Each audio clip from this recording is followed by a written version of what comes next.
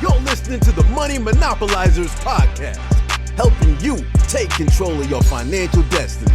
It's about time that we invest more in our financial literacy and work towards building generational wealth. If you think you're ready to do the same, then you've come to the right place.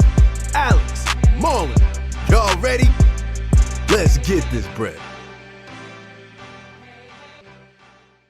What's good, everybody? It's Alex Camunia here. We are back with episode 38. No, 39. Yep. It's 38. 38. Okay, 38 of the Money Monopolizers podcast. I'm here with my co-host, Marlon Walls. Marlon, how you doing today, bro? I'm doing a lot better today than the past couple of days. I've been finishing up this freaking thesis for my master's, so that's pretty much taking up my entire life. But other than that, I was glad to do this podcast and give me a little break from all that, just being able to come back to the real world. But I'm not doing too much. You know, we still quarantined right now, so we ain't got much we can do. How you been? You're right. There's a lot going on in the world right now, and we definitely just trying to, social distance and do our part to, get out of this. Because the more we do now, the sooner we'll be able to get out of this. But a lot of people not listening to the advice that they should be listening to. A lot of people still going out, dummies. But it's just that's all we've been trying to do is just stay in and been working from home.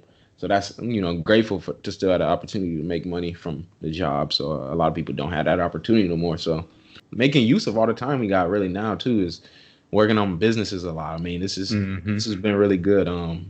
Just got the trucking business up and going. So being able to work from home and work on that has been helpful. The real estate, all of that too is still going on. So that's really all it's been about right now. It's just really just working. Nothing really has changed. It's just now you're doing it at home.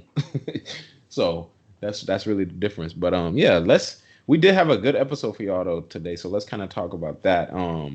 We had Anthony and Jhanilka Hartzog on from the Hartrimony on Instagram. And we had them on the show. They're doing a lot right now. So, we had a great conversation with them. When they got together, they got married a couple years ago and they had over 100K. They had 114K of debt, and they paid it off in 23 months. And that's a pretty significant thing to do. Most people will pay that debt for their entire life. So the fact that they did that in under 2 years is crazy. They were like the guests that we had on a couple episodes ago. They were on the Good Morning America. They were all over the news too, and well deservingly, because they're doing a lot of things that most people will never do. So it was a good episode. I really like their way that they approach their wealth and building wealth, their strategy for building wealth. Right? They didn't take the they didn't take the conventional way. It was really unorthodox. They really focus on scaling their income as opposed to preserving it and spending less. Because either way, you got to think about it. It's always there's either two things you can do. You either increase your income or you decrease your spending, right? Mm-hmm.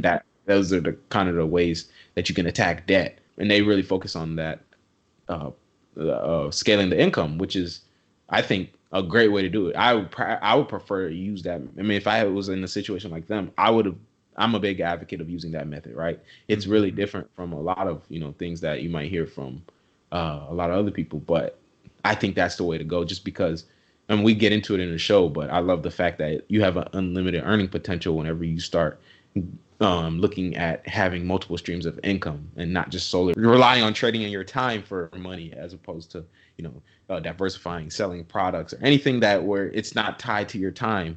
That's the best way to earn money, in my opinion. No, what I liked most is that they saw a problem that they had, which was all the debt that they had. And then they said that we want to pay this down, but we do not want to cut our lifestyle at the same time. So in order to do that, what do we need to do? We can just go ahead and start creating multiple streams of income, which will then allow us to continue to live the way that we currently live, but then also allow us to pay down the debt at the same time. Because like you said, you can either cut back on expenses, which would mean living below below your means in a way, or you can just increase your income, which will allow you to continue living how you are normally are, not raising your lifestyle, but just living that same way, but then having the extra cash reserves in order to pay down the debt relatively quickly. So that was an interesting dynamic that they bought, and I think it really sheds light on the fact that everybody's situation is different, and then nobody nobody's story will be the same. So everybody can attack it in a different way that works for them. Yeah, facts. Because you think of it like in terms of sports too. We talk about it all the time when you got the offense and defense. I mean, you can throw in special teams in there too. Like offense is increasing your income. Defense is preserving that income, and then you could say special teams is your mindset. That's the thing that's like, probably the most important thing. People underestimate the importance of special teams, but it can really change the flow or the dynamic of a game. And it's the same thing in building wealth. The mindset is going to really change your dynamic of your wealth building strategy, right? Because the special teams will affect the offense and the defense. So your mindset will affect your ability to increase your income and also your ability to decrease your expenses and preserve that income. So so this was a great episode. So I mean, we ain't got to talk about it no more. I want y'all to just, hear it straight from the horse. Well, not the horse, but, the straight from the source. So yeah, let's get into it. Hey, Anthony and Jhanilka, how y'all doing today? Good, and you? Good. We're doing good. I appreciate y'all, taking the time to come on the show. Everybody's stuck indoors, so it's a good time to kind of knock something like this out right now. Yeah. Good time to get some content out there.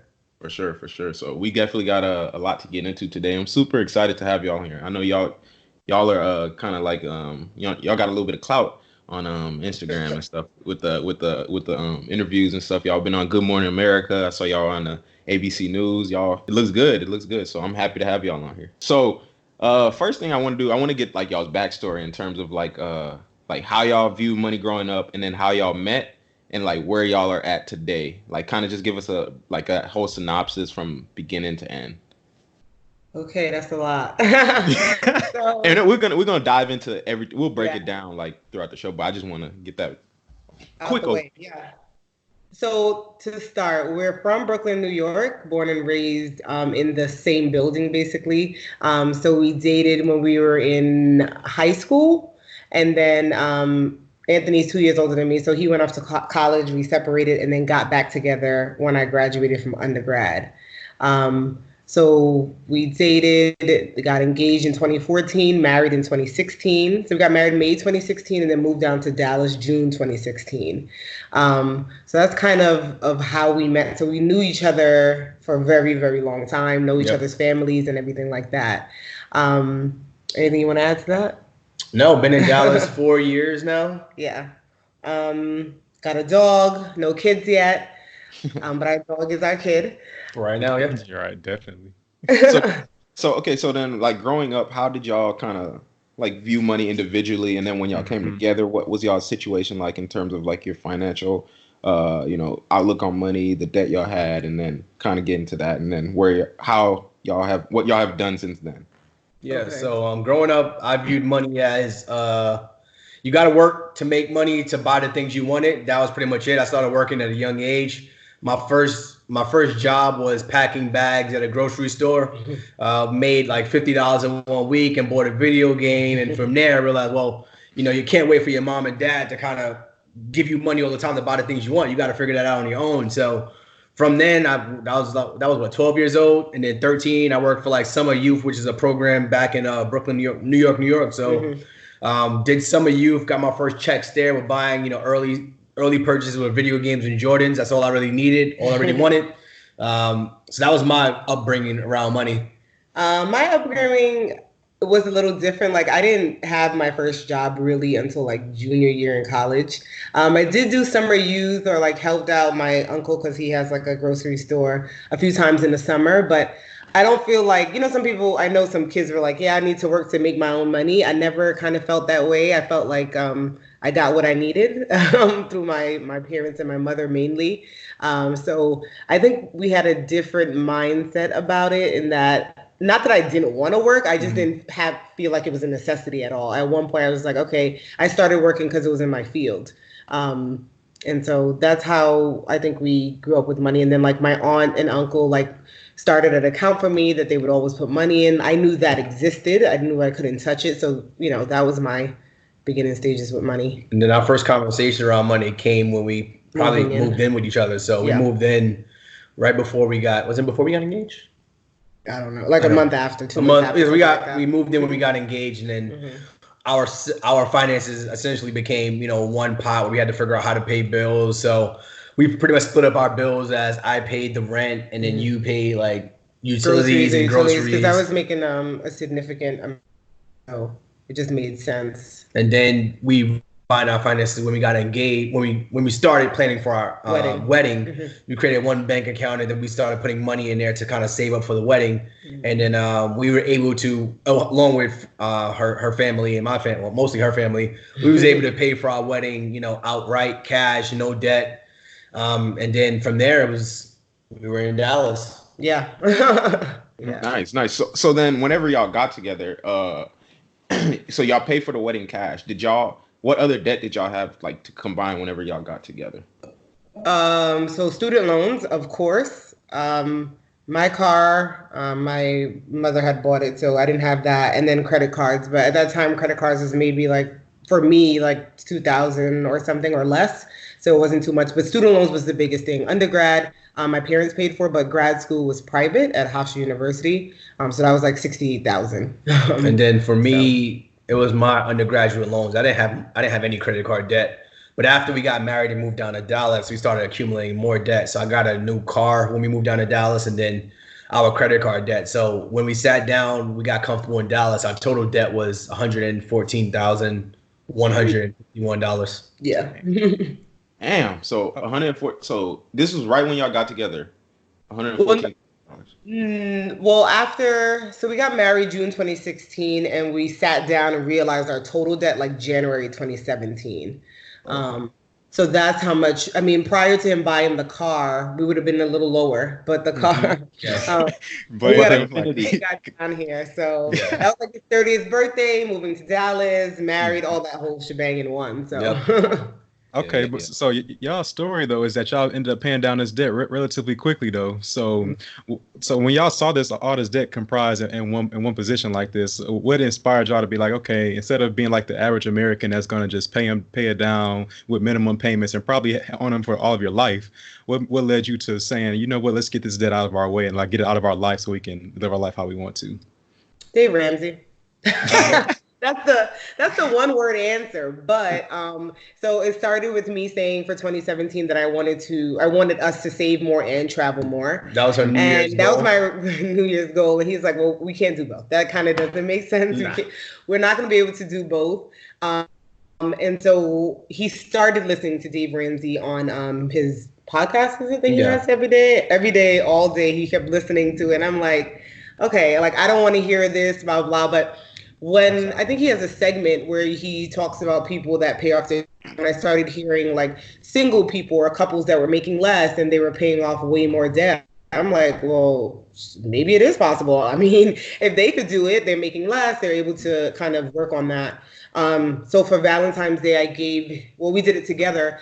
Dave Ramsey has like a Financial Peace University course that you can take.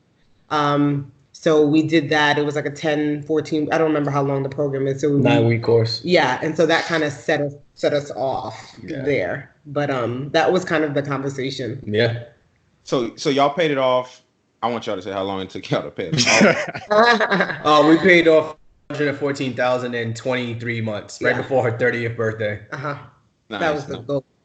Okay. And that really wasn't the goal. It was like, her mindset was we'll pay it off when we pay it off. But once we kind of got aggressive and saw how fast we were able to, put money towards the debt, it just became a competition at that point. Yeah. And she's like, I would love to have it paid off for my 30th. I was like, let's see how much we need to pay it off. So yeah.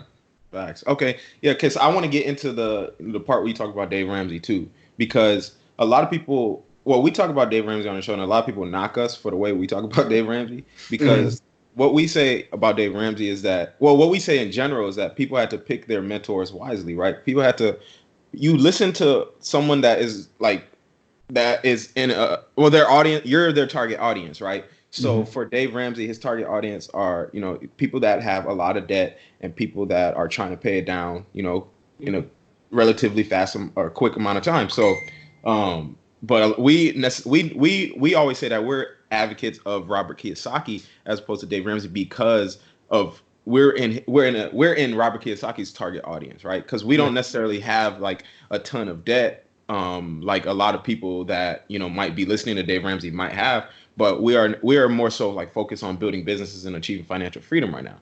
But the point that the reason I say that is because what y'all are doing is kind of like, and we're gonna get into it more, but like the first part of like your journey is paying down the debt, right? So once that's out the way, then you can like, you know, focus on something else. Now I'm sure like, you know, y'all probably listen to Dave Ramsey a lot back then, way more than you would listen to like a lot of stuff he's saying now, because a lot of stuff he's saying now you've already done or it's not pertinent to you at this moment.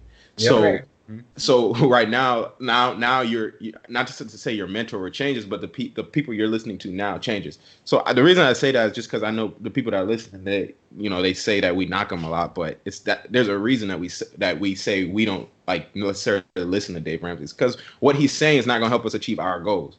So at this stage that we're at right now. Right. So I think that I think people are iffy about him too, because he could be really rude actually. So that's one thing about it. I mean, for Tony, he felt like he needed that grittiness. He needs somebody to tell you like, okay, no, that's foolish. That doesn't make any sense. Like, why would you? No, he says that's stupid. Well, whatever he We've says. heard that before. And I'm like, well, you don't need to say it like that to people. Like, I think they know that they've made those wrong choices and stuff like that. But I would say with anything, it doesn't have to be Bible, right? You don't have to take every single thing. Like for him, his emergency fund is $1,000. While we were doing that, I wasn't comfortable with that. So I refused to go that low. What we had saved up, we did not do.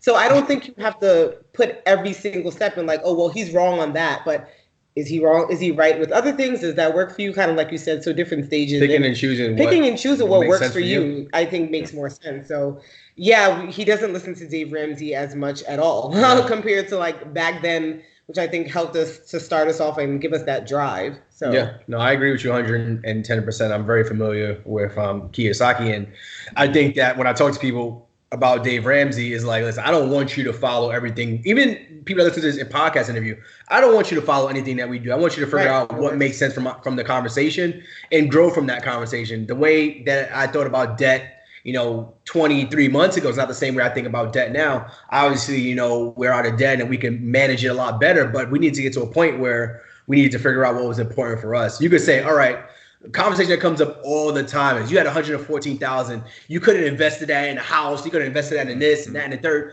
Who the hell is going to have $114,000 saved up in 23 months? You're not going to have that same drive unless you have a very specific goal. So now we have that saved up, and now it's not an issue to do that. But we had to create our family goals and figure out what was important to us during that time. So Yeah, I actually wanted to get into that myself because I think what you highlighted was that it takes a goal in mind for you to actually be intentional about how you utilize your money when you haven't had any prior discipline with money in general. So when it came to like trying to start paying down this debt, it's usually it requires some type of cutting costs, some type of adding income, and some type of sacrifices that need to be made in order to do this. So can you explain a little bit about like what it took for y'all as a couple in order to like compromise y'all personal beliefs in order to both attack this debt like y'all did? Yeah, which we didn't have that discipline. I'm gonna tell you that right now. I never thought I would have multiple jobs ever. Like that was not a goal of mine. That's not how I grew up. With my mother's a teacher. My dad works in the hospital. That's it. Like they have one job and that's it. So when we started, my big thing was I didn't want to cut down on anything. If it was up to him, we would have lived on that rice and beans. Dave Ramsey talked about. I refuse to have that. Because like I said, we live in Dallas, but all of our family and friends in New York. I still wanted to go to New York. If there was an important event for a friend or family, I still wanted to be able to be there. Brunches, happy hours. I didn't want to cut down on that. So he's like, okay, well, if you don't want to cut down, then we have to make more money somehow. And I think that's how we started the research of seeing like, what else can we do? And so we started with him working at Equinox. So he was there like 5 days a week. And I'm like, well, I might as well work there. I mean, what else am I doing? And like I said, I work from home full time. So it just gave me a way to kind of get out of the house. So we were both doing Equinox for a while. Then we got a dog and we started doing Rover, which is basically like an Airbnb for dogs, pet sitting, where they come to the house. So we started doing that. With his new car, we started renting it out on a Turo on a platform. Then we started, I'm a therapist, so I started working private practice as well. And I also started doing like Talkspace, which is another online therapy sessions that you can do. So we started and just continued once we realized how much income these side hustles were bringing in to help put towards the debt. Yeah. And so it didn't even, and I know a lot of people say like, well, how did you even have time for each other? I think because all of the side hustles were kind of flexible. In that same thing with Equinox, like we kind of said what our availability was because our managers understood we worked full time. Yeah. Or like Rover, you can say no to taking the dog, and same thing with private practice and stuff like that. So, and whenever we felt like it was becoming too much or we didn't have time, we would just take that weekend off or whatever it is. So the flexibility of those side hustles allowed us to still maintain our relationship. Gotcha.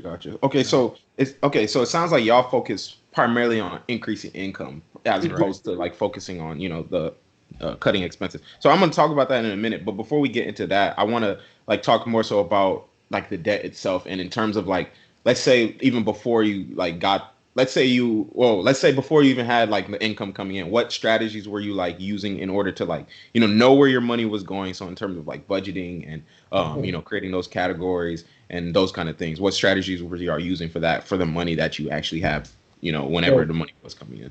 So we did a budget, and the way we did our budget was, that was the first time we ever did a budget. And I want to tell people listening or people that's trying to figure out a budget, we didn't get it right for 3 months. It was never perfect. And we did a zero-based budget, which meant, and Dave Ramsey talks about this all the time too, which meant that at the end of every month, if you have any money left over, that goes to a goal. So you have a very specific target with that money. So if it's going to savings, if it's going to a car, if it's going to debt, if you have any leftover money in that budget, it's going to a goal. And what we did was we pretty much printed out our financial statements for our bank and credit cards and labeled our categories like that. So we said, all right, well, on average, we spend about $500 on food. That includes restaurants and groceries. So we said, you know what? Let's split that up into two separate categories, eating out and restaurants. We said, all right, entertainment is here. What do we spend on our dog? What do we spend on going out to eat, drinks, utilities? We budgeted for transportations. We budgeted for every single thing that we item in our financial statement. And we pretty much put it into this app called Every Dollar, which is another Dave Ramsey app. But we use that. We use that to this day. It's very easy to use. You could use Mint. You could use, there's a few different apps you could use to kind of budget. Or an Excel, people use. An Excel, pen and paper. We just want to use the app because it pretty much is very flexible with putting your items in. And then from there, what do we do? So budgeting was a big thing. And then just mindset change, I think, was a big thing as well. Like I said, it wasn't anything that we grew up on or anything like that. So I think hearing the stories helped, and being in it together, having someone accountable. So if you don't have a significant other, just telling friends and family what you're trying to do as well would be helpful for a start. So, and then the only expenses we really cut was we joined her father's cell phone plan, which saved. We actually got her cousin on that too. We were all saving. Our bill went from like $200 to like $80 immediately on both, for both of us. That was a big cut. I think you call like some credit card companies to waive like the yearly fee. Because I had an Amex card at the time, and they charged like $95. Waive those fees. Yeah. We called the cable. We asked them for lower plans. They were waiving fees left and right. Yeah. What else? Insurance. We called insurance. Yeah. And they gave us, we were paying like $40 over what the amount we should have been paying. So when we called them, I said, oh yeah, we could lower your bill about $40. It's like, wait, why didn't you tell us that? It's not their job to tell you that they could save you money. They said it very nonchalant. I was like, you should have called before. He's like, yeah, you should have called us. I was like, wait, what? So just calling these companies and figuring out, different ways we could cut expenses. But aside from that, we were just focused on raising our income. Other expenses I cut was I was buying sneakers probably like 2-3 times a month. Huge sneakerhead. So I ended up stopped buying sneakers and started selling some of my sneakers. So We weren't really cutting too much, but we kind of cut what we could. Yeah. I think all three of those things are super important because the first thing you talk about the zero sum budget, right? Knowing where every dollar is going. That's like, and intuitively speaking, that is probably the best. I think that's the best way to budget because you can't leave any free dollars because when you do, you number one, you're not gonna know what happened to them. Yeah, you're gonna look in your bank account and be like, damn, where did I spend that money? So that's the first thing. That's what the budgeting did for us. We're like, okay, we allocated everything. Why do we have this a significant amount of money left over? And where has it been going all this time?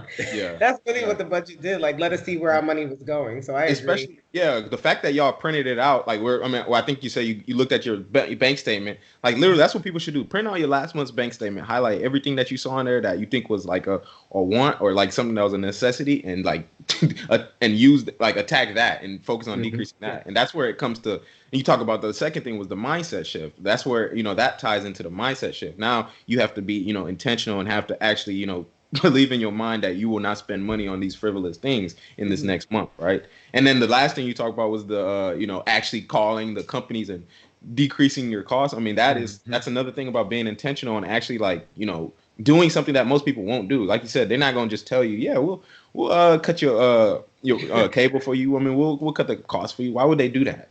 You have to make a focus, and that I actually did that last month. I didn't do it on purpose, but I was calling to cancel my internet to get new internet, and they were like, wait. Wait, hold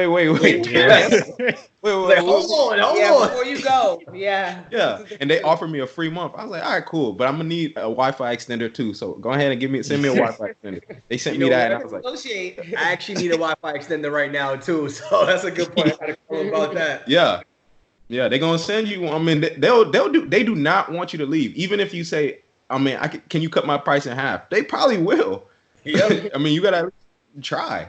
So I love it. So then, Marlon, do you have anything to add to that? No, but I did what you want to say, that it does take being intentional, and I think that's one thing I can credit to Dave Ramsey is that what he does is get people to focus where normally they don't have that focus, and they just are spending money frivolously and just unaware of like where every dollar is going. So that's why I actually like the name of his app, Every Dollar, because it's going to make sure that you allocate your money accordingly and that you can see where every dollar is going. So that allows you just to bring to light what you have been doing in the past and allow you to correct it later on. So I just want to say props to y'all on that. So then what sacrifices did y'all think y'all had to really that you made that you realized, oh, it's not really that bad, like I don't really need that? Like what were some of those things that y'all saw that you were like, man, I'm actually good without that? I'll start with my sneakers. I knew he was gonna say that. I was, like when I say I was buying sneakers, like, and it becomes a very addictive habit too, because you like that chase. And I wasn't getting everything that came. I wanted things that I knew nobody else could get, so I was getting those, and those you pay a little bit more for those. So when I stopped buying, I didn't buy sneakers for probably 3 years after 2017. I bought my first pair of sneakers this year. Yeah. So it was that chase, and it became addictive. So cutting down, I realized, wait, I haven't bought a pair of sneakers, and I have tons of sneakers I still could wear. So I realized it wasn't as bad as I thought it would be. I don't know. I'm not really a big shopper. Like I only shop when I need an event is coming up. So that wasn't too big of a deal. But I was buying a lot of makeup, even though I don't really know how to do it. Just because. But I was just buying it to say that I was going to try new things out. And Sephora was getting all my coins. So that was something that I think that I cut back on. But outside of that, what were some other things that we discussed? I would probably say time. When we moved down to Dallas, we had a lot more free time where we were just sitting around the house. That's true. And we started, when we came across this debt journey around the same time we moved down to Dallas, we started using that free time that we had to figure out ways to make more money. So we were focused more, using our time more strategically, I guess. Right. And we realized because we didn't have a commute in New York. You got that 2-3 hour commute. We didn't have a commute anymore. So we weren't going out every single weekend spending money. Baby showers, brunches. We didn't have that many friends down here, so that wasn't. Now happening. We do, but so our time we were using it more wisely, I guess. But then we realized how much time we actually had to do what we needed to do with it. So. I'm glad we had both those perspectives on here. You got the male and the female perspective. You talk about sneakers, you talk about makeup. So good is people can relate to both of those, I hope. So then so y'all paid off $114,000. So I'm sure that was a huge increase, or it sent your net worth into the opposite direction significantly. Yeah. So what is like y'all's current net worth sitting at, if y'all don't mind like talking about that? So Pre-corona. Yeah, we say pre-corona. Significantly. Oh God! I was like, why is it dropping? What's so happening? when we originally were in debt, our net worth was probably around $50,000. We were actually in a positive because we still had our savings that we had. But that my aunt and uncle started. That our aunt and uncle started. We still have our 401ks. So we didn't follow Dave Ramsey plan to a T where we stopped that type of stuff. So we were still in the positive. But when we got out of debt, we hit 200,000 almost immediately, and that was over a year ago. So, wow. I think the last time you look, it was about 250 this year. Did you look this year? No, I haven't. Oh, okay. Yeah. So last time we looked, it was at 200, and that was right when we got out of debt. So it took us to the positive. It took us above the positive immediately. Yeah. Mm-hmm. Yeah. So when you talking about the corona, so I'm assuming then y'all are pretty invested into the stock market, then, right? Because you said that. So what like how much do y'all actually invest into the stock market, and like what have you seen like over these last few weeks happen to a lot of your stock portfolio? Well, our portfolio our stock investments just rely around our 401ks. That's the most we go to it. So we're not really that invested in terms of what we're doing on a daily basis, just our normal 401ks. Mm-hmm. And that got hit immediately. So yeah. Damn. Don't look at it. So Corona hasn't impacted us from that. Just our side jobs and side businesses. A lot of that stuff got cut almost immediately. So non-existent. Almost non-existent for some of them anyway. So like the dog walking, she stopped working at Equinox. Yeah, I quit that maybe like a week before Corona actually hit. So that was just and then the dogs, no one needs their dog to be, because they're home with them. Mm-hmm. And then the cleaning business we haven't even spoke about that. Yeah, we haven't even started on that. But we have a cleaning business out here in Dallas. Okay. And that has slowed down significantly as well. But we do have a car. We bought a car again, and we're renting it out on a different platform now, and that has been going well. And then we're still doing consultations, and we're still doing courses and things like that. So just still trying to figure out ways to create more income during this time. It's challenging, but it's still possible. Right. Okay, so I want to dive deeper into the cleaning business, but before I get into that, I want to talk a little bit about the mindset with like y'all's strategy for building wealth, because it's a different approach when you talk about what y'all are doing as opposed to generally what people do. So y'all focus more so on increasing income and taking on side hustles, extra jobs, those kind of things. Y'all still got the 9 to 5, so it's a completely different approach. Most people would rather focus on cutting expenses. So why did y'all decide to actually take that approach instead of just focusing, doing it the way everybody else does it, really? I think it just makes sense to raise your income. I mean, if you want, you want to save more, you want to throw more at desk, you need to make more money. I feel like there's but so much you can cut at some point. Yeah. Because even if you say you cut the credit cards and the cable, maybe you're cutting, say, max $300 a month or something like that. Which is great. Yeah, well, that's a significant amount, but it's just not enough to get us where we wanted to go. And then just back to me not wanting to just completely stop our lifestyle. Because my mindset was like, okay, we're paying it off. We're on a good path. We're going to pay it off before most of America even thinks of paying it off. So what's the rush, kind of was my mindset. And so that's why I was like, we don't need to cut back all this stuff. We can just raise income and pay it kind of as we go. Mm-hmm. Right. Mm-hmm. Gotcha. Okay, so Marlon, do you want to add to that real quick before I ask? Oh, no, go ahead. Oh, okay. Yeah, because whenever I was looking on y'all's page, y'all talked about, or I think it was on Anthony, or I don't know, it was one of y'all's pages, but y'all talked about, you had a tweet on there that talked about, if you spent $27.40 a day for a year, that would be $10,000, in miscellaneous spending. But the same thing is true on the opposite side. If you, were to make $27.40 a day, for a year, that's $10,000 in extra spending. So, that is a completely, I don't know, it's an interesting way to look at it because most people don't ever really think about it like that. I mean, it's easy to spend $27.40 a day, but most people think they can't make $27.40 a day extra. But whenever you get into business and you have side hustles, that's the beauty of it, because now you can actually there's unlimited earning potential whenever you can create a business and those kind of things, because you're not relying on your time to make you money. So I love that y'all took that approach then. I mean, that's plenty to keep y'all fully busy. So y'all was working full time, and then y'all had all these side businesses. So I'm guessing if you work from 9 to 5, and then you have the rest of the night like to do all your side businesses, that's like just a full time job that you have going on. So I would venture to say like, that's what really has set y'all apart as far as being able to bring in more income to continue to live your lifestyle like the way you wanted to, instead of having to cut different costs in your lifestyle as a result.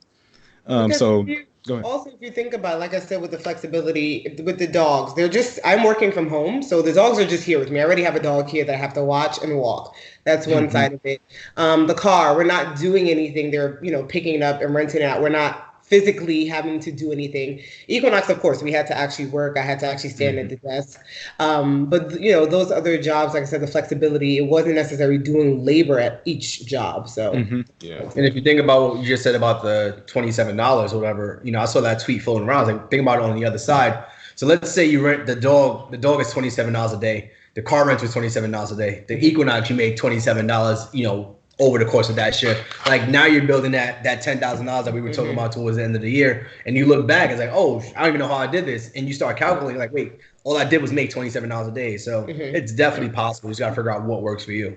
Definitely. And that's why businesses have unlimited earning potentials, because they don't focus on their time. They're focusing on products, right? Because you only have 40 hours in a week if you're going to work, but you can sell, 40 million products in a week. So and I had that conversation with my boss too. We had end of year reviews, and we usually have bonus conversations. So I usually get a raise in the bonus. I've been with the same company for almost 8 years now. And my mindset, I even tell my employees, I have 30 people that work under me, and I tell them every year. I usually don't tell them before mid-year. Before end of year, I usually tell them at mid-year, we're going to get to end of year conversations. We're going to talk about compensation. And if you're uncomfortable with the amount that I'm giving you, you let me know so I can see what I can do. So I take that same mindset when I'm talking to my boss. So end of year conversations come, and I get like my increase was, what was it? Like 3.5% increase. And it was like, that's okay. That's the average of, usually get between 3 and 3.5. 3.5 is like the max. I'm like, that's okay. But a couple years ago, I would have been happy with that. But now my mindset has changed so much. I'm like, 3.5 is nothing. I was like, can you do more? He's like, oh, we can't. This is the max that the company gives, and blah, blah, blah. I was like, well, that's the max the company gives. Why can't we think about doing things outside that max going forward? He said, well, you can come back to me. We can talk about that. So I wasn't mad about that. But our cleaning business brought in that same amount and more for that 1 month of work. Yeah. So that your mindset starts to change. You start seeing things, in a totally different light. Yeah, that's crazy, because if you think about it, and like let's say you are working a 9 to 5, and you make you implement some initiative or strategy for your company to make $100,000 extra in a month, and then you go ask your boss for 10% of that, he gonna laugh in your face. Yeah, he gonna think you stupid or you crazy. But so I mean, it's just about giving yourself a raise instead of asking somebody for a raise. I love that. Exactly. What's crazy is that like you basically, as your mindset started changing, you like, bro, I can make more money elsewhere. Like I forget these these incremental raises that are like insignificant, because I can go start a whole business on the side that'll bring in, what you say, 20,000 a month or something. The cleaning business. That's so you're not gonna get a 20,000 a month bonus at work. I guarantee you that. So. Yeah.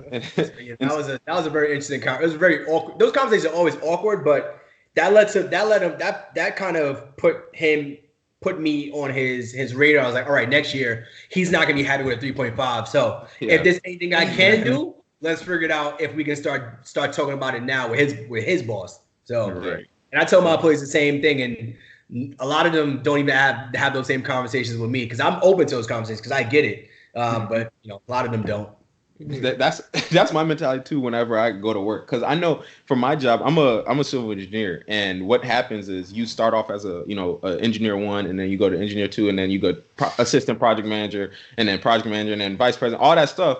And their goal is to like kind of bring you along the ranks up the ladder. But my whole thing is, I don't have any like desire or intention to climb that ladder, because what happens when you climb that ladder is it comes with additional responsibilities and additional time. Like I see how much time my boss is at work, and how much how much time he's putting 60 hours a week over there. I don't want to, there's no company I'm going to ever work for unless it's my own that's going to I'm gonna put 60 hours a week into. That's like ridiculous to me. So my like I said, my whole thing is just go give myself a raise. Like they can offer me $10,000 a year, and that's not enough for me to say that I'm gonna take 20 extra hours a week here. No, that's not enough. And it's funny because even with my CEO, we were having a conversation. Somebody came to him was talking about retirement, and mind you, I'm 33. This person is probably 45, maybe. My CEO is probably what, 50, 55, maybe 60 max or whatever. He's not 60. 60, 50, 55. He's young. He's pretty young. He's young. We had a young company. Yeah. So let's say the employee was 40 and he was telling the CEO, and the CEO was telling me about the conversation he had, and the employee was like, yeah, I want to retire, in a year or two. And the CEO, he said he made small talk with him, but he came back and told me, he said, can you believe this guy said he wants to retire, by the time he's 40? He said, I can't even retire now. I was like, your mindset on retirement is so different. Like, this guy doesn't want your job. Right. He doesn't want to retire, 55, 60, and still have to work. He wants to retire now and kind of live the life the way he wants. So back to what you were saying, climbing that corporate ladder. Like, I don't want my boss a job. He's a fantastic guy, but I don't want that responsibility at all. So I get Okay, so, I like that though, because everybody's like mindsets are different, and it's crazy when you when your mindset has changed, and then you see people that were that are in the mindset that you thought you would have had before that mindset started shifting, and so so some people just don't understand the way that you're coming at it and thinking about it. So I guess for you, since you don't want your boss's job, do you ever plan on leaving the company at some point, or do you just plan on keeping that same position? I feel like we dream about it sometimes. we talk about it. The thing is, I think where we're going now, it's so easy to continue to do what we're doing with having that job and that steady income and that security. Mm-hmm. We save more than half of our income, and when I say save, we're not just putting it in the bank. We're kind of investing and doing other things with it. Mm-hmm. But having that steady paycheck, and it kind of paralyzes you in a way. I would love to say one day I'm gonna leave my job, but that steady income is just so hard to give up while you're able to do the things you want to do. Yeah. Right. Now we get to a point where our cleaning business, which is gonna happen, our cleaning business is gonna require one of us to go full time to manage it. I would even say let's hire someone. Let's take a significant pay cut and have somebody else manage it, so we can still have that income coming in. Mm-hmm. So not be so involved. Be so involved, but I think we'll get to that some. Yeah, I mean, we have those conversations. But my job, before you finish, I'm not planning on working until I'm 55, 60 for somebody else. So no, that's not retirement for me personally. Yeah. And I think because both of our jobs are so flexible, we're if we leave, we need to know that we have this income coming in. Because like I said, I work from home. His job is a younger company, so they allow a lot of flexibility. And I got unlimited PTO. Fun. It's a good job. You enjoy your job. So it's hard to just let that go. But we do have conversations of if any of these side hustles decide to pick up, I will be the first to be bye. And I wouldn't mind that if when we have a kid, I wouldn't want my wife coming back from having a kid and having to worry about going back to work and stuff like that. So I don't know if any of you guys are married or whatever, or even have any kids, but I have employees who are females, and I have employees who are females, and I see how it impacts them when they come back. It's I don't want you to be here because your mind is not here. You can't do the same job that you used to do, which is unfortunate, but I would rather you be home and be with your kids. So that's my goal. But if I can keep my job as long as I can and continue to build wealth and help people and still build these side businesses, I'll keep doing it. Yeah. As long as I'm not doing it till I'm 50, 60. See, that's different because now it's different because now you're approaching it from I'm working because I want to, not because I have to. Yeah. That's the difference. Yeah. So once you got that, you got that FU money, then it's a whole different story. I mean, we have those conversations with the coronavirus going on now. I'm my job is slowing down significantly, and I had that conversation with my manager. We all feel we're good now, but it's kind of if the economy stays like this for 4 months, would we still remain good? Who knows? And we have those conversations. Well, at least we have this, that, and other happening, so that if anything was to happen to any of our jobs, we're not stranded and don't know what to do. So. And going back to that Dave Ramsey conversation, that $1,000 in emergency fund ain't hitting right now. So it ain't hitting. That's my guy, but that people are significantly hurt right now. And fortunately, while we were getting out of debt, we never need to spend $1,000. We were perfectly fine if we would have kept that amount of money. But we have 6 months emergency fund saved up just in case. Yeah. Mm-hmm. That's crazy. Okay, so let's now. I want to get more so into like the that whole cleaning business kind of thing in terms of like how that whole business is looking. Yeah, during that debt-free journey, I was listening to a lot of podcasts. I was trying to figure out different ways. It stemmed from Dave Ramsey. And then it's like, oh, well, you should listen to this. And I started getting into more Side Hustle Pro and Side Hustle School. And we've got featured on a few of those podcasts. And it was just different ways to make money in different ways to change your mindset. So one of them I came across was a kid in college who created a cleaning business. And he was making $10,000 a month and he wasn't cleaning houses. So I pretty much brought the idea to Jhanilka and she said no immediately. Yeah, I say no to a lot of ideas. But she thought that we were going to be cleaning houses ourselves. And I told her, no, we're not going to clean houses. We're going to start a cleaning business where we find the work and we just subcontract it out and we take a portion of the cleaning fees, which is what we did. We started Maids to Match residential cleaning services in Dallas, Texas in 2017. And we just hit 300K in revenue, sales, was it last month or this month? And pretty much we got to a point where as of January or February, we were doing $20,000 a month in sales just by finding jobs for people to do to clean houses. And we would just take a portion of that. So that's been instrumental in getting us to where we are today. But like she said, once Corona hit, people started canceling. But the good thing about it is that we still have the names of everybody. We still have the emails, and we still can market once all this stuff is over. Yeah. And we won't be starting from ground zero. So I saw that last year. Okay, it made $146,000 in revenue. That's what I saw on y'all's page. So are y'all just kind of like letting each side hustle kind of just go, or are you going to focus on one of them? Like, is the cleaning business going to be like the one that you think? Because I mean, $146,000 in revenue is big. That's a big deal. I mean, that's for a lot of people. That's their full-time job. That business.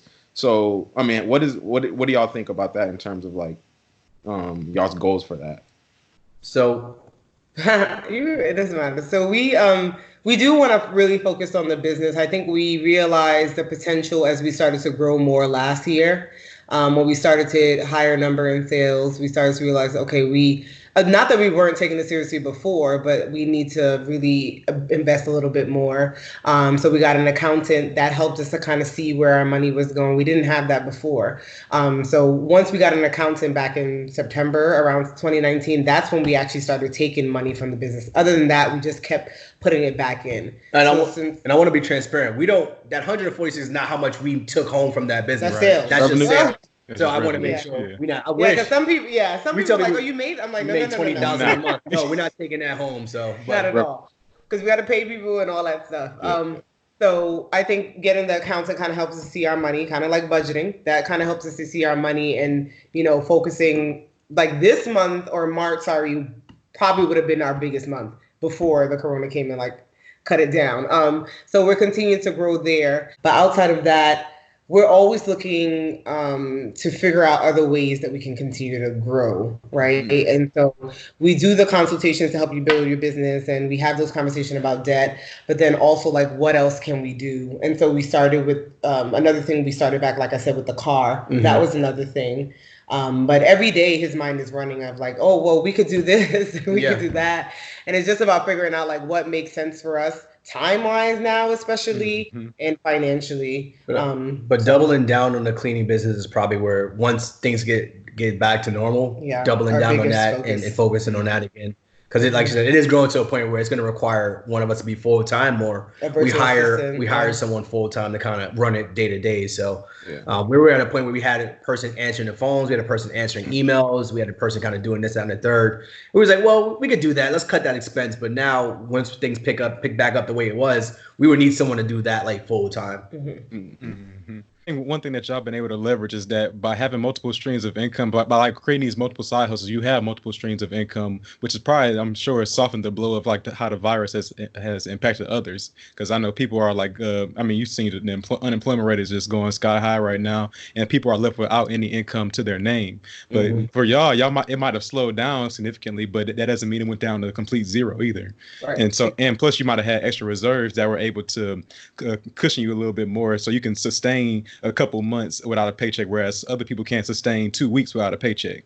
And so I think that's like the biggest difference between y'all versus the average Americans, that y'all are able to leverage these other businesses in order to be able to withstand like any type of impact that the world may bring to you at one point. So I just that's why I always like to stress out the importance of diversifying like the amounts of ways that you make your money. Because if you're relying solely on your 9-to-5 job at any moment, that if that's taken away, what will you do then? So I'm like a big advocate for that. So can y'all talk about like how y'all been impacted by the virus a little bit, I guess, and just talking about how you've been able to leverage all the other money that you had coming in to listen that blow. Yeah. So going back to like the reserve funds we had originally, we had 3 months of emergency fund, and then we ended up having 6 months. So right now we're able, God forbid, if something happened, we know that we can cover at a minimum 6 months, and we have money in some of our other bank accounts that can probably withstand a year at this point, but we'll be okay from that mindset. But also in regards to just keeping our lifestyle the same, we're not able to, even though we can't go out right now, we're still doing the same things that we would like to do on our normal time. So we're still trying to work out. We're still eating out. Like, I guess we were once a week. Yeah, so once like a week. ordering in. Mm-hmm. Ordering in. So our lifestyle hasn't changed dramatically in terms of what we're able to do. We're still trying to maintain our level of But then we're sanity. saving a lot too, because there's not much to do, so we're saving a lot. So those lunches that you may have got twice a week is just not happening because we have food at home. And so things like that. And the biggest thing I think with the debt payoff is just it allows us freedom as well. Because then if I still had the debt, obviously I probably would cut down on how much I'm paying towards it or something like that. But with the debt, it just allows freedom. And so that's why I think like during this time, of course, we don't want to be laid off or anything like that. But we just feel comfortable because we have all this, the money saved up. So and we don't have that overhead anymore of just, weighing down on us. All right, credit card. Even people are, foregoing payments and stuff like that right now, which is fantastic. But at the end of the day, people are going to want their money regardless. So that's not something we have to worry about right now. Just people hovering over us for payments and things like that. So those reserves do help a lot. Yeah, definitely. That's the fact that y'all have those multiple streams of income, man. That's essential, man. That is super key. And y'all are doing it too with 9-to-5 jobs, which a lot of people think that they can't really do that. A lot of people think that I got a job. But that mindset is so limiting. So what made y'all actually like comfortable with being able to like have a 9-to-5 job and still say we can do all these other things? Like how did y'all like get comfortable with that idea? For me, it would podcasts. The thing is about podcasts, people like you guys are putting out this content. Otherwise, we wouldn't be able to hear from people like you and people like us and people just all over the world talking about their stories. And that it's possible. And more importantly, just Black podcasts and Black creators hearing people that look like us from the same communities. As much as I love Dave Ramsey, I got tired of hearing people, that, different circumstances than we grew up in. So when I finally hear those voices of the single mother that grew up in the projects, her story sucked, but it was great to hear that she was able to get to where she got to. I was like, stories like are amazing. So I come back to Jhanilka all the time and tell her, yo, listen to this podcast, or here's what I learned, or here's what I heard, and I want to talk about it. So yeah, he brings in all the knowledge from the podcast and all the stuff that he listens to. And so I think that with paying off the debt, which is not anything that we ever thought of. Personally, I just thought I'll have my student loans. It is what it is. Yeah. It's part of life. You pay it when you pay it, or I'll be part of the 10-year, or I get it forgiven. Like it is what it is. So I just think once we started paying off the debt, we just started seeing like a different world. It's just nothing that you ever talk about before, so you don't know what's possible. And I think that's the biggest thing, just like knowledge of knowing that you can do it or other people are doing it. So why can't I try it? And so with us paying off the debt, and then it became like, okay, which it sounds weird. It's like, okay, we have all this extra money. What are we doing? What are we doing with this extra money now? And it's like, not a bad problem to have. Not a bad problem to have. It's like, well, we can, if we invest in this, then we can bring this income in and stuff like that. So I think that educating yourself and then just seeing what works for you and seeing like things that you enjoy as well. I think that's a big thing. Like I wouldn't suggest doing a side hustle you hate. Like that doesn't make sense to me. You because hate your 9-to-5 and you hate the jobs you do on the side. Then you just hate it, right? You just hate life. You're like, why am I doing this? It's not worth it, right? But at least if it's something that you enjoy or even could like, then I think it's possible. Agreed. Yeah, I agree with that too. Because a side hustle, a lot of people think it's just like driving Uber, walking dogs or something like small, but it can be literally anything you want it to be. Like anything. whatever you think can make you money can be your side hustle. And the beautiful thing about it is that eventually it can be your full-time thing. Like that's the beautiful thing about it. So I love the fact that y'all are doing that. What I like from the story that y'all just told is that there's a conventional way of thinking that people are, like I guess are brought up with, especially like of our background. Like Jhanilka, you were saying that you just thought you were going to just pay down your student loans over just X amount of time. Really weren't going to be concerned about like attacking it very much. But I think this is the power of social media that we have today, is that there are podcasts out there that are telling you a completely different way of thinking that has basically been able to transform y'all's mindset to saying, okay, well, before we didn't know this was possible, especially not for somebody of my background, but now we see that other people are doing it that look just like me, that come from similar situations or worse, and now that motivates you to be able to say I can do it too. Exactly. And I always hear one thing too. I want to just comment on real quick. A lot of people are going to say, "Oh, I ain't got time," or I just have too much going on. Like, people will make any excuse. And let's say, you don't have time, but a lot of people, you really got to audit like your weeks, right? And audit how much time you really have going on. Cause in a week, you got 168 hours in your week. And if let's say you just working for 40 or 50 of them, you sleeping for 8 hours and you spending 7 at the gym, you still got over, 60 hours left in the week.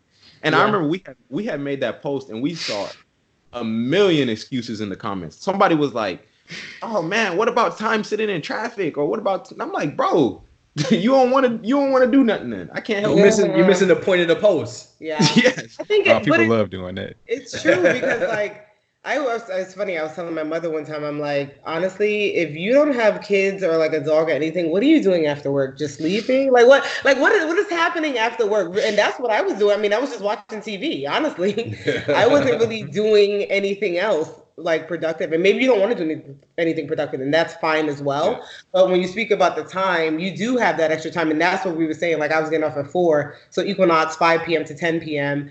Obviously is different, I think, if you have kids or other things going on. But when there's a will, there's a way. If you want it, maybe you don't want it. That's fine. And one thing we tell people when you're talking about trying to figure out your side hustle, start with something, like you said, start with something you enjoy doing.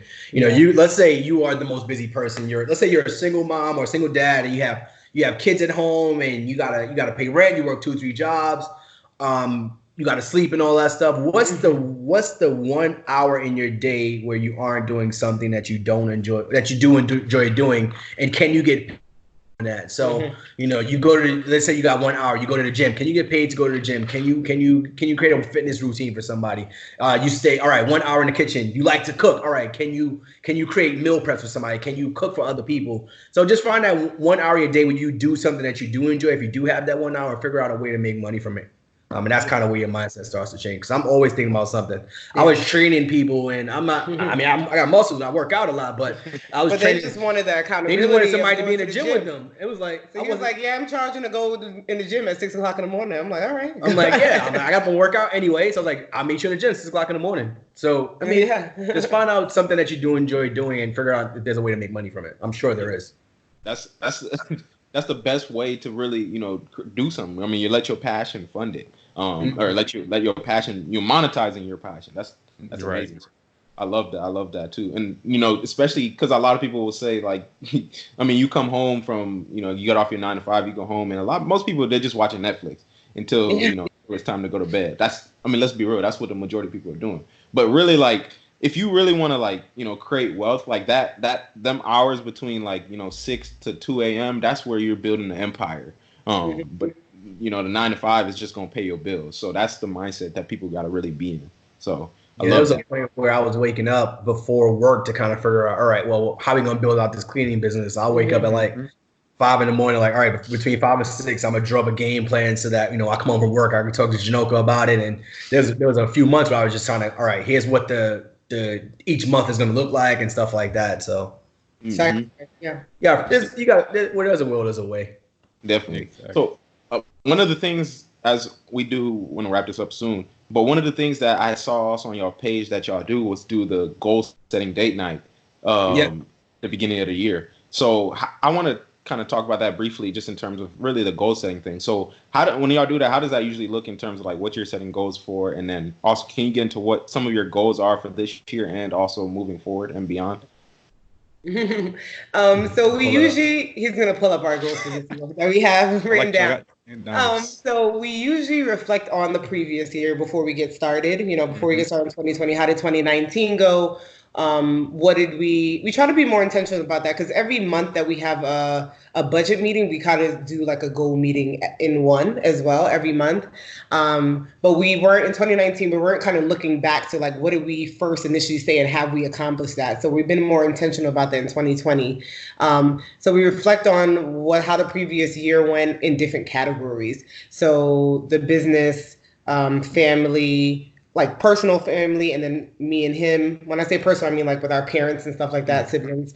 And then me and him together, physical goals, career goals, financial goals, like, kind of setting those and breaking it down as to, okay, so how are we going to reach that versus just like, all right, this is my goal. Like an example, finances, we would say, all right, well, we want to continue to save 40% of our income a month. Make enough revenue on our side business to cover our living expenses, which is about $4,000, $3,000 a month. How much we're going to make every single month. So we want to make $20,000 a month. And what does that break down into? All right, course sales, side hustles, coaching calls. We want to do more cleaning programs, more cleaning business booking, spiritual, finding a new church, business, 4 new independent contractors in January, make $20,000 a month, which is, 100 bookings a week, things like that. Yeah. So intellectual, read more books, listen to more podcasts, family, continue our YouTube page, more IG posts, things like that. So that's kind of how we break it down. And we usually go out to do it, because at home, you'll get up and do something else, put the laundry in, you have the dog, whatever. So we go to a restaurant and kind of sit down and break that down with our laptop and book and go over everything. And it's exciting because you just get to reflect back on everything that's happened and everything to look forward to for the year as well. And each meeting, we, like she said, we go over the January goals, and we kind of, so that we're not trying to fumble at the end of the year or beginning of the year trying to figure out what we did. So each month we have the highlights. So like this month would be being on your podcast. We had the Dave Ramsey team reach out to us. We have more cleaning business customers. We had $600 of passive income from the car business. Corona hit. We have that written down. That's a highlight. I mean, so these are highlights of every single month. Either it's good or it's bad, but just so we can know, all right, January we did this, February we did this, March we did this. April was going to be, being here and things like that. So what I liked about the way y'all set goals is that y'all had a lot of numerical goals. Like you were saying that you want to listen. Like, I forgot, you said that you wanted to make a certain amount of money per month. You said you wanted to make X amount of dollars per month, stuff like that. Just by having a monetary or numerical goal that allows you to focus your mind on like trying to achieve this versus just saying I want to make more money this month, right, or make more money than throughout the year than I did last year. I don't know. It just allows you to have a target goal in mind as opposed to just being generic, and then that like focuses you a little bit more. Just how you did when you made the budget spreadsheet, when you first like tracked all your expenses, and then you said, okay, so I need to have this amount of money going here. That makes everything more intentional at the end of the day. Yeah, and then I also like bother him because like if we set a goal of this amount for core, like promotes it, I'm like, you're running low this month, you ain't getting no sales. Like, what's happening? Exactly. So it keeps you accountable. Keep you accountable of like, all right, we set this goal, so you gonna make it or not? So. And what I like even more is that y'all track them per month. Like you don't just write your goals in the beginning of the year and then just get rid of it for the rest of the year. You actually you follow up with it and be like, okay, am I on track to meet this goal? So that's very good. Yeah. And another way people could really do that too is by setting process goals too. Like, because for some people that might work better in helping them achieve their goals as opposed to focusing on the end thing. And that's kind of what it goes back to tracking it too. Like if you, let's say your goal is to lose 30 pounds in whatever 6 months, you set a process goal of, okay, what if I do 10 workouts this month? That's my goal, instead of saying, oh, focus on the weight. Because now when you don't get it, then you're going to be discouraged. But but you can do 10 workouts. So different. So that's something too that a lot of people do. So I know you have mentioned, I think it's all in a post too, where that y'all were looking to get into real estate as well. Like okay, so you like investment properties and rental properties? Yeah, through once again, one of Tony ideas. I was more set on like we moved down to Dallas. Cost of living is way cheaper. Everybody's like, "Oh, you're gonna get a big house and a big yard." Yes, I was. A 4-bedroom. Yes, I had the whole dream. And he's like, "Why do that? We can invest." And I'm like, why not? I mean, why? I'm not really a risk taker, and I know with investing in all these businesses, it does take some risk and putting yourself out there. But I've come to the terms of like, okay, fine, let's do it. I'm open to it. And so we've been looking for multifamilies, which has been a little difficult to find out here in Dallas. Because that's what we wanted to do. So we're wondering if we'll do a single family instead. Will we Airbnb it? I know some people mention, because Dallas taxes are like pretty high, close to like New York taxes. Some people mention like, why don't you do out of state? I'm like, I didn't even want to do in-state. Mm-hmm. So we can't jump to out of state. I'm not comfortable with that. So we're in the process of that. We both are on the same page in regards to getting investment property. I think it's about like finding it and being comfortable with it. So. Yeah. And then like going back to just Dave Ramsey, that's how our mindset changed, because he said he wouldn't recommend you buying your house, an investment property, until you have your family home paid off or you're in a good position where you have that first. And that's why you start using what makes sense for you at this point. So you already set your goals, you found your mentor. Now it's like, all right, now you go into the Robert Kiyosaki now. So it's like, all right, now you can use what he said. So, Dave Ramsey would never say get a house, investment property right now, but we're in a position to do so. So we understand how that makes sense for us. Mm-hmm. And that's the key. That's the difference. So glad you said that. Whenever I heard Ramsey say that, I was like, all right, that's my key. I'm out. I'm out. No, because what Alex doesn't tell everybody is that this dude used to listen to Dave Ramsey religiously. Like he listened to everything this dude said. Chill. Like, dang, this is good info until you heard Dave's like, I'm out. Hold on a second. It's not a good time. I gotta go. Yeah, I said, let me good. I appreciate it. I get it. It's all about what works for you. So I'm glad you said that too, because that's really what it boils down to. Everybody's story is different. Everybody's situation is different. So find out what works for you instead of just trying to have this perfect round peg fitting this square hole or square peg in a round hole. Like everybody's different at the end of the day. Yeah.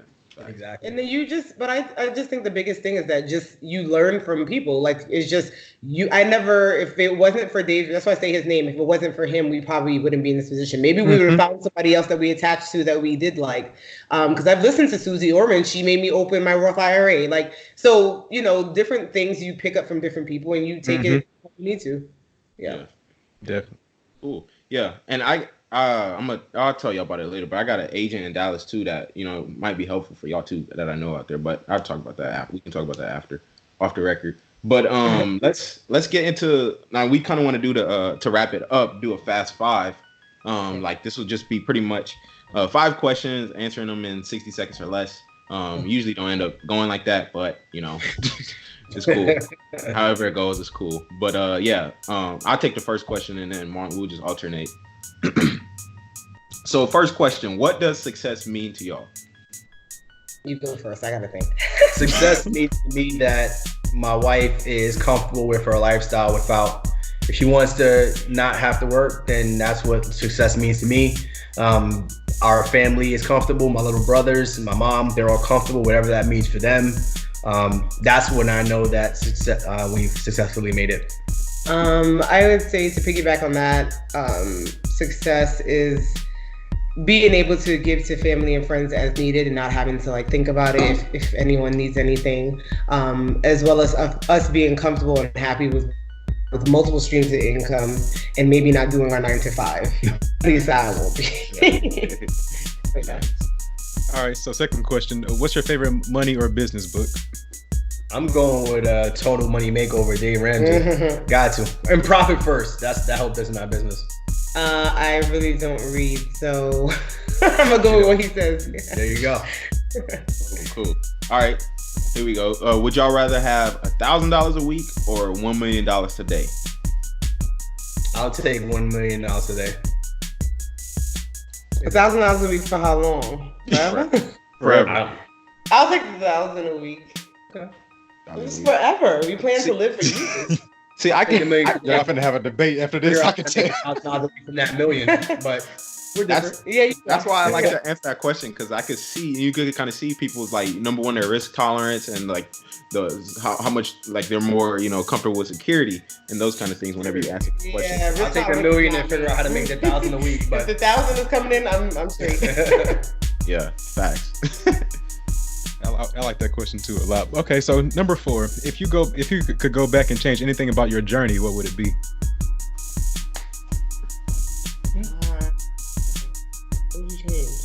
Journey in life, or journey like debt payoff, or so it can be like journey from like before you started like paying it off, or afterwards. Yeah, either do stick to the debt freedom journey. what would you do different? What would I do different? I don't think I would change anything about it. I think we did it in an adequate amount of time. We were both comfortable. Maybe sharing our story earlier. Oh yeah, I didn't want to. She didn't want to.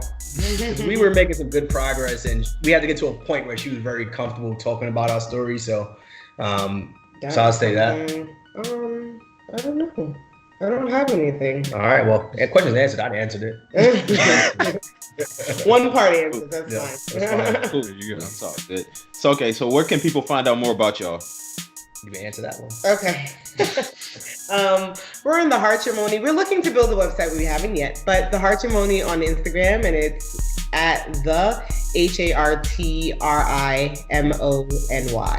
And so that's a play on our last name in matrimony. So the Hartzog. You can find us there. Cool. Well, this was dope. Appreciate y'all, coming on here. This was a really, insightful, enlightening conversation too, especially getting it from this different perspective of, paying down the debt from, the perspective of scaling your income and increasing your income and really playing offense as opposed to really, doing the defensive thing like most people. So I appreciate y'all.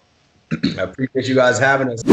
Man, that was another great episode, man. We are pumping them out and they are full of value like crazy, man. We are getting the creme de la creme on this show for y'all, man. So this, like I said before we started, the way they are attacking their wealth is truly, unique, and it's truly special, and I love it, man. They are getting into it in a way that's like truly admirable, in a way that I know, because throughout the episode, the only thing I was thinking of so many times was like, man, I really relate with Anthony, like the way he's like doing things and his mindset in terms of like just building wealth. We're very similar in the fact that multiple streams of income is essential. There's so many ways to make money that there's really no excuse not to be having multiple streams of income in 2020 and beyond. Like that it used to be a luxury, but now it's literally necessity. Like you cannot, and times like this really show why it's essential to have multiple streams of income. No, I think that it really embodies like what this whole platform was about, which is monetizing, like being able to create generational wealth by taking control of your financial destiny. And I think that's what you saw a lot with like the ideas that Anthony had came up with something that could just provide him with another stream of income that could basically replace his job income if ever necessary. So now he can have that FU money like you were talking about during the episode, where he'd be like, bro, if I want to do this, I ain't got to, because I'm already taking care of myself based off the things that the businesses and income that I've created for myself outside of the job. So I really like that that was a really good of how he approached that. And I think one thing I also liked about the episode was that he didn't have to have that same mentor that he started off with all throughout everything, because sometimes people come to your life for a season. I always like to say that, like, you may have this person in your life for this amount of time because they were meant to show you a certain thing. So in their case, Dave Ramsey came into their life because they were in a certain situation. They had debt and they needed to get it paid down first. And that's like one thing that can get them started as far as changing their mindset.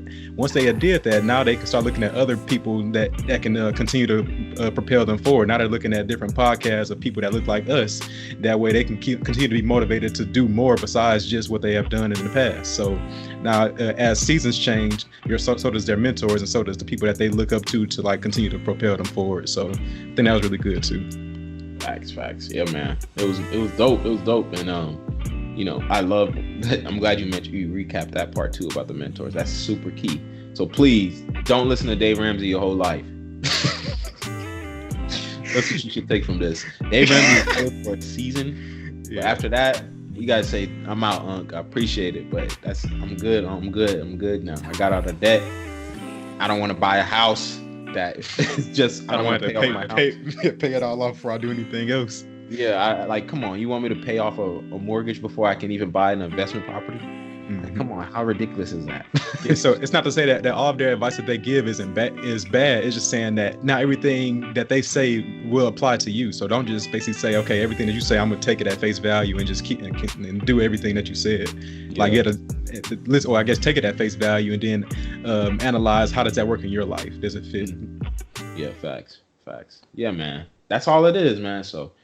But yes, that's it for this episode of the Money Monopolizers podcast. New episodes will be released every Thursday and will be available on Apple Podcasts, Spotify, and YouTube. Just search Money Monopolizers wherever you listen to podcasts. We hope you learned something of value today. If you did, we'd appreciate it if you rated us 5 stars. Come on, man. That deserves a 5 stars right now. And left us a review on Apple Podcasts. You can also find out more info about us on Twitter at The Monopolizers or on IG at Money Monopolizers. We post informative content on there that'll keep you engaged. So check that out and share those posts. But until then, we out of here. You've been listening to the Money Monopolizers podcast, helping you take control of your financial destiny. To learn more about how you can be in control of your money, visit moneymonopolizers.com. We'll catch you next time when Alex and Marlon share more personal finance and wealth creation tips with you. Now it's time to take action.